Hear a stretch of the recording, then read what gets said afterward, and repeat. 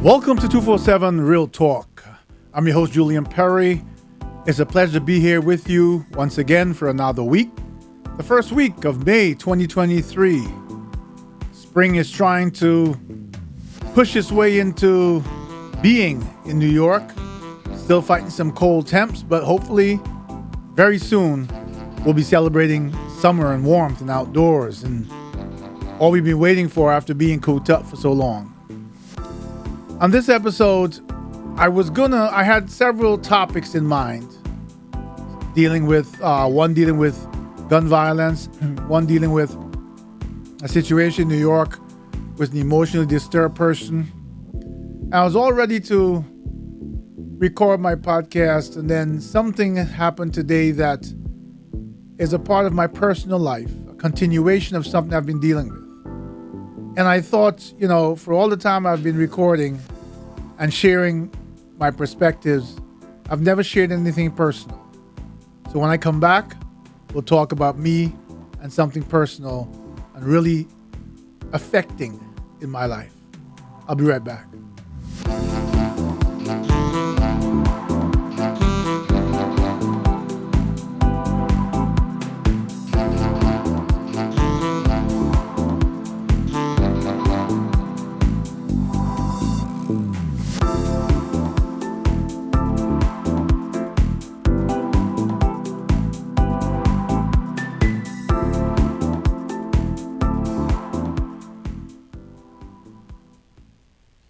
So welcome back to the 247 Real Talk podcast. Once again, it's my pleasure to be here with you.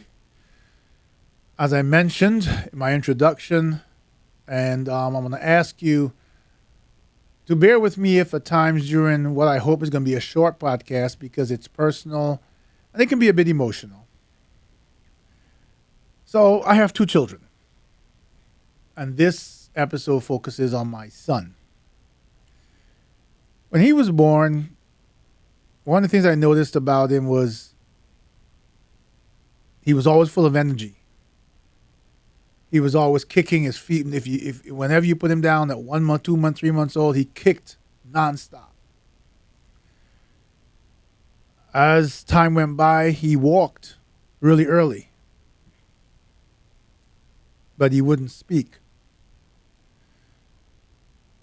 As time went by, year 1, year 2, we reached out to his pediatrician, and the pediatrician kept assuring my wife and I that it's no big deal.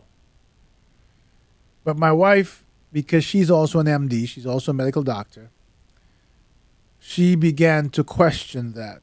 She felt it was not normal. And eventually,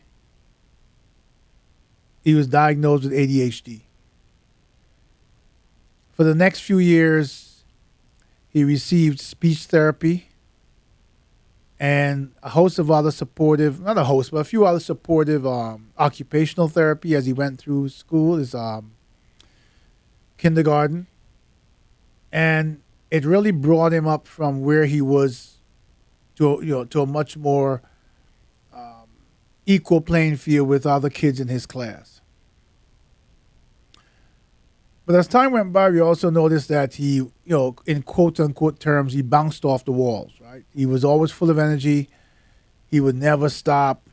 He never slowed down. At the end of the day, my wife and I were exhausted trying to keep up with him. And then it started to affect his school, his classes, his focus. We met with, I don't want to call the name of the hospitals, but we met with their behavioral division. They deal with children, child psychology, and child behavioral issues. And because of his ADHD and the observations they made, eventually he had to take medication. So for the next couple of years, let me say this, my son is going to be 10 in March. I'm sorry. Yeah, March next year. So he's 9 years old. So as a couple of years went by, he was doing really well in school, great at math. We noticed a few things. One of the things we noticed is his brilliant mind. I never forget I had one of those robotic, he loves robots. He builds robots. I promised to start a YouTube channel, and he's behind me to do it. When I do start it, I will send you, my audience, a link so you can see what he can build with Legos, the kind of robots and things, the imagination he has. And we learned that with the medication, whenever he took it, his focus was right on schoolwork.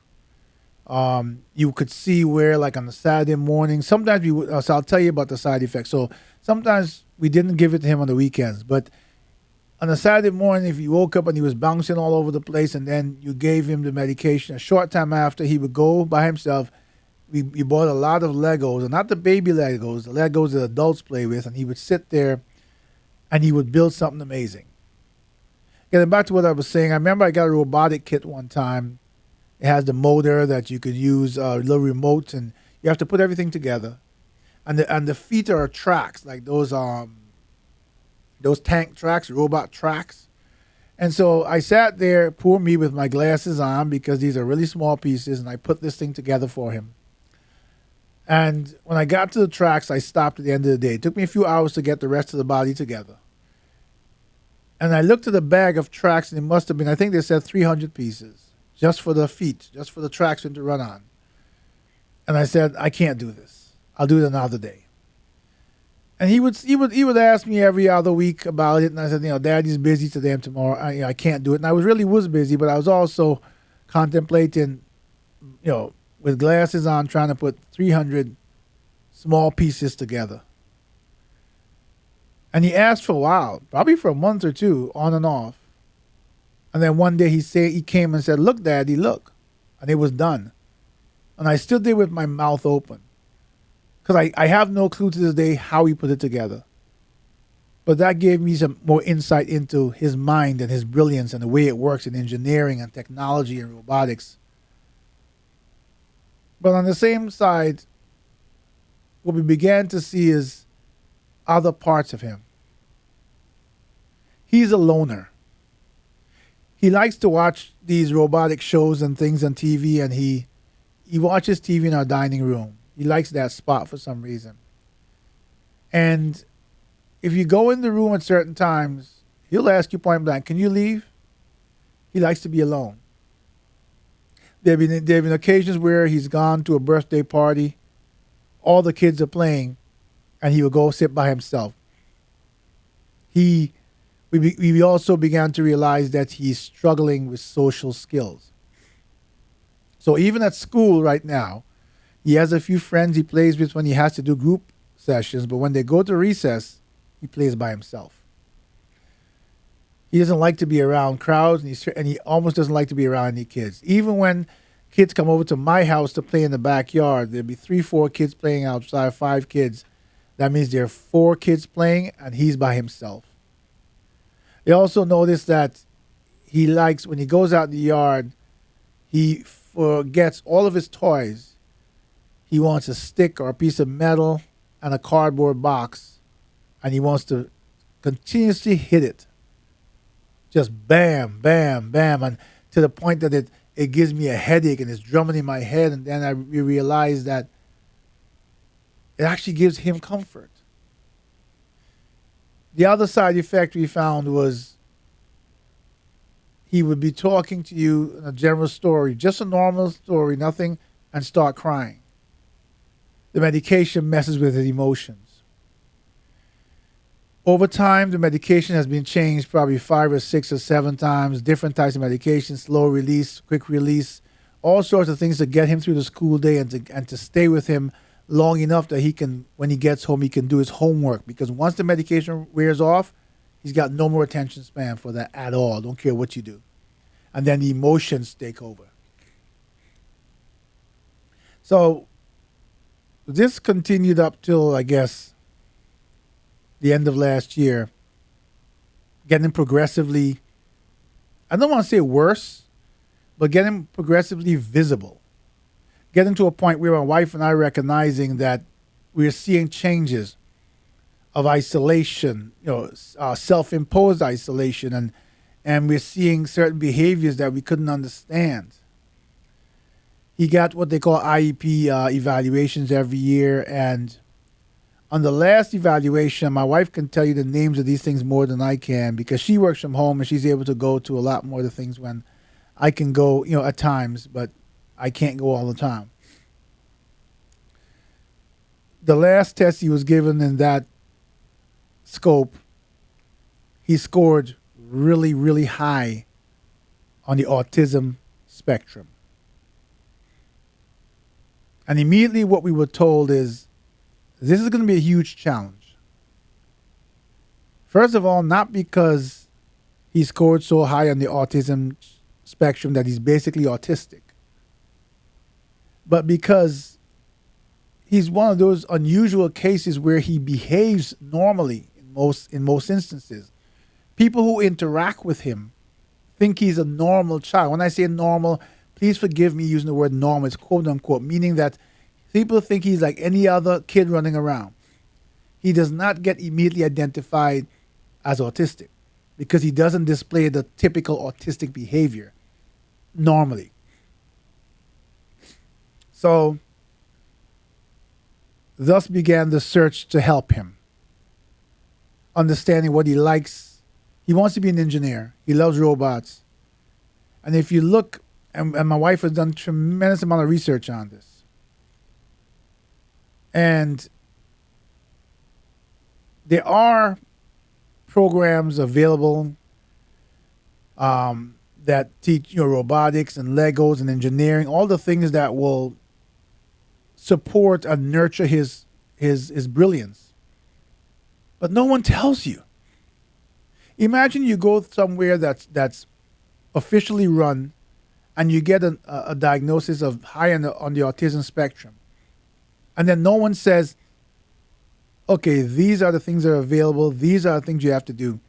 You have to somehow research and find out on your own, and ask the question, and then someone will answer you and say, "Yes, yes, we have that program," or "Yes." And my wife was so upset because she recently found out about one for, I think, robotics or engineering or something like that, at his level. And they said, "Oh, the program is closed."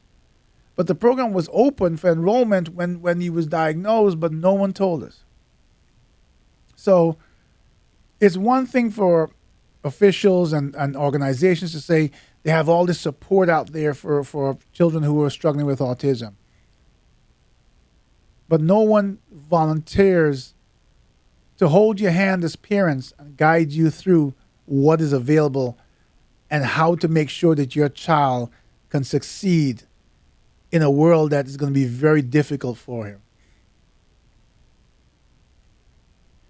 For me, it pains me to see him at times, the expression on his face, to hear him in conversations.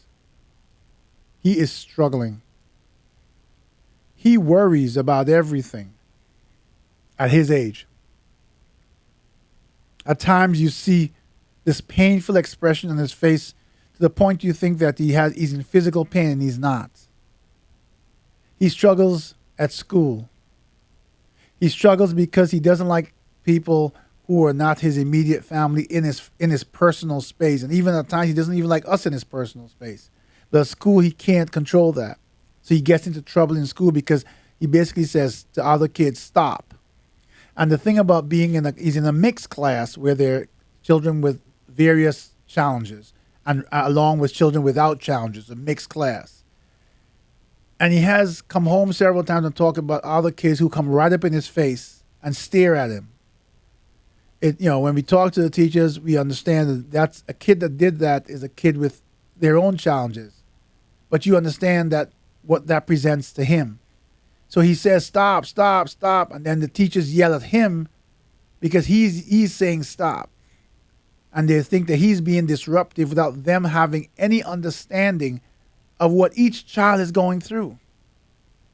There's no one really, to me, who is skilled enough to recognize the behavior and to resolve the issue and to give both kids a level of calm in that environment. How are our kids supposed to succeed? My son didn't choose to be autistic. He just is. My wife and I love our kids to death. But there's another part about this that you need to understand. I'm saying this because I think that every parent out there needs to understand this, whether your child has no challenges or they do. And I bet you that many parents who have children who are dealing with autism will relate to what I'm saying.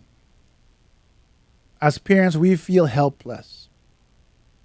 It is the norm for most parents to protect your children. It is a norm that if you see your child about to fall, for you to reach out and grab them with ignoring that you may be putting yourself in danger. So what do you do when your child is silently crying out for help, needing help, and you can't help him? We have done a lot of research. Says my wife, as a doctor, as an MD, has done an incredible amount of research, and she tries to educate me on the different types of behavior we see when we're dealing with him daily. For instance, you can say to him, go bathe. Go take off your clothes, go bathe. Now, in a normal circumstance, when you tell your child that 5 times, you get pretty upset as a parent. You're not listening to me. But we need to, and we did recognize that he can only, in that world, in that time, especially without any medication, that the medication's worn off, he can only process one instruction at a time. So you have to say, go take off your clothes. Did you finish taking off your clothes? Sometimes you got to say it 5 times. Go take off your clothes. You remember what I just told you? Go take off your clothes. Okay, get in the tub. Get in the tub. And it requires patience and a real strength, because they don't, in his world, he does not respond well if he senses stress in our voices as parents. But you should understand the kind of stress that puts on us as parents. We're looking at them, we're feeling helpless. And when I talk about personal, that's personal to the family, but what's personal to me is I worry about my son. As a protector and a father, I will put my life in front of his, and I can't be there 100% of the time to protect him.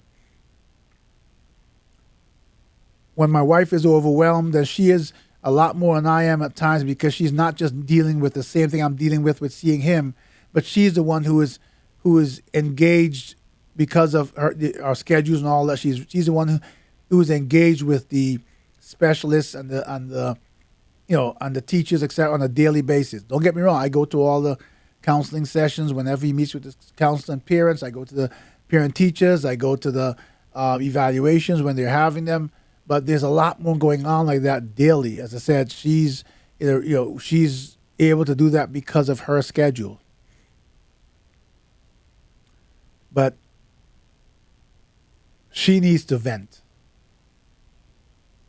So she talks to me about her struggles, her pains, how helpless she feels, how frustrated she is when there's a service available. Just this past week, there's a service that she finally got him enrolled in to get some sort of additional therapy or counseling for something, where they come to your home. It's a service that's available. But she kept emailing and emailing and calling and emailing and emailing and calling. And this is a service that they're saying is readily available. It took 2 weeks for a person to even acknowledge or email or get back to her. And then there was some frivolous excuse as to why she was ignored for all that time. I think she stopped being ignored when she sent an email with some polite but forceful and, I guess, passionate pleas. So, and forgive me if I sound a little blocked up on allergies of killing me today. So she tells me, and my wife is very expressive. She's very sensitive and very emotional. And she will tell me as a mother would how she feels. To be honest with you, my audience, there are times when she's talking to me and I don't know what to say. There's times when, to be honest, there's times when she's speaking to me and she's telling me these different details, and I think my mind goes into denial. And I think for me, it goes to denial. I'm not denying her. I'm saying internally, because I'm not used to not being able to help. I'm a I'm a husband and a father who solves everyone's problems, and I can't solve this. And when she is done, there are times when she comes and she sees me quiet and she says, "What's wrong?" And I will at times tell her, my thoughts about our son and the challenges he faces. And she says to me, "But you don't talk to me. You don't express. You don't tell me." Well, let's get this out there. I'm not the real expressive person. I think she saw this in clear, vision when my mother died, and she could see that probably to this day. My mother died in 2014. She probably tell you to this day that I've never actually mourned it because I don't know what it is about me, but I'm not expressive in that way. I don't show in that way. But she also knows that I have it within. And then one of the reasons I can't share it with her is because I see how much she struggles as a mother. And I have no way, or I can't in any form or any way unload any of my burdens on her because she has enough. And she's an amazing wife and an amazing mother. But the system is not built for success. The system is not built to help those who can't help themselves. If you diagnose my child with autism, there should be next steps. It should be not good afternoon, your child is autistic, have a nice day, and slam the door in my face. It should be, okay, these are the next steps. Let's figure out what his brilliance is, what field. These are the people you speak to. These are the programs available. These are the ones you'll make available in the schools, etc. And we will not just leave you to do this on your own, but we will help you through this process because there should be a network that says, point A, diagnosis. Point B, next step, programs. And to be honest with you, they should be passing the name of this child and contact information to those programs so that rather than overwhelming the parents trying to run after people who don't answer the phones and don't answer the emails, the people should be contacting us and saying, we received information, how can we help? All these governors and all these presidents and members of Congress and all these things like to get up and talk a lot of trash to the public and make people feel, oh, we're gonna put aside $2 billion for child care. That's all political pandering to get your votes to keep their power. I'm on the ground. I'm a parent who has a child who scored high on the autism spectrum, but is unusual that he doesn't behave in a normal way an autistic child does. If you see him in his better moments, he's completely normal. You would not tell. And that alone is a cross he has to bear because people don't, when he does show out his autistic side, instead of people recognizing that, they think he's behaving badly. Just today, the teacher sent a message home to my wife saying she wants to speak, but she'll do it tomorrow because she was busy today about some behavior that she observed with our child in school. We spoke to him when he got home. Apparently, the behavior was he was shaking his head sort of in a violent way. And he told his mother, and he told me when I came home, he does that because that's his reaction when he becomes frustrated. And he's very hard on himself. He wants to do the right thing. He wants to get all his tests right. He wants to score. And the challenges academically, just add a layer to it. There's so many things out there to help him. For instance, he's brilliant at math if you give him the numbers, but he struggles with reading at times. So there's this ability in school for them to, I forgot what it's called, but someone reads the questions to him, and then he writes down, he does the math on paper and does the answers. That is something that's offered to children with his challenges. But we have to fight to get that, even though they know he has these challenges. In school, as far as I'm concerned, the teachers simply are not equipped. They have the wrong teachers in the wrong place, or they have the wrong students in the wrong place. Something is wrong. But I'm tired here, and like I said, officials talk about all their different allocations in their budgets. I'm a parent with a child who is struggling. And I am using this forum today not just to let anyone who can help know of the needs of my child, but I'm doing this podcast from a very personal place because I'm speaking to other parents out there who have children who suffer with not just autism, but any types of this learning disability or any kind of challenge that is outside of what society considers the norm. I know you hear me and I hear you. And I'm reaching out to you, letting you know that this podcast and all the things that I do is a friend of yours. My email is podcast@247realtalk.net. And if you want to talk, if you want to start something that makes it better for our kids and their future, whatever you need from me, I am part of what you need and part of your solution. I will become part of your solution.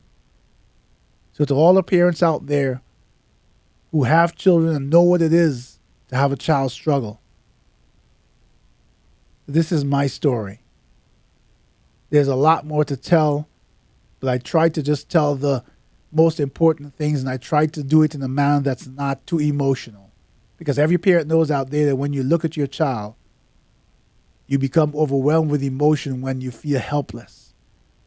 A brilliant child crying out silently for help, moods changing, tears falling just to say hello. Sometimes my son comes home and he starts talking and I see his eyes fill up with water, and we're not talking about anything sad. His emotions are all over the place. Many days he comes home from school, and if I'm home that day for whatever, I'm off, and I get him from the bus, I'll say to him, "Did you have a good day?" He'll say, "No." I said, "What happened?" He'll say, "I had a bad day." I said, "Tell me about it." He said, "I don't want to talk." Sometimes later on he'll talk. Sometimes he won't. The only time I can tell you honestly I see him come off the bus and he's happy is when there was a birthday party in school, and he got a birthday bag the parents give the kids, and it had something in there that intrigued him. And he was so focused on that and how it worked mechanically or whatever, that's what brought him joy. Otherwise, every single day for this child is a struggle. I don't know, when he gets up in the morning, he gets ready, he goes to the bus. I'm at work already. I have a camera at the door, and I'll go on the audio if I catch him, and I'll say, "Have a great day at school, son." And he'll say, "Bye, Dad." But the minute I look at his face, I can tell he's sad. He's sad when he leaves to go to school. He's sad when he comes home from school. In between that time when we have to release our children to others to take care of, I wonder how much anyone cares enough to make sure that he, along with all the other kids in that mixed class who need the attention, that can take something that people look at a disadvantage and show the world how brilliant these kids are.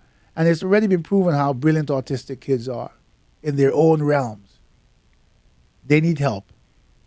We as parents need help. We need guidance. We need someone who cares enough to walk us through the process without us struggling every step of the way, without people hanging up, without people not calling back, without people not answering emails and not answering phones, without people giving us promises that never come through. If you hear this podcast and you care enough, then care enough to do something. As the host of 247 Real Talk podcast and a parent, this is my personal story. And to all the other parents out there who are struggling with kids in similar circumstances, I care. It's been a pleasure sharing my story with you. I hope that for some of you is made you recognize you're not alone.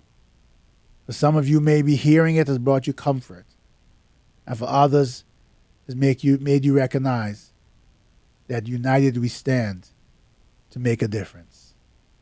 This has been a pleasure. And until we do this again, please Take care of yourself. Take care of others. And for you parents out there, take care of your children.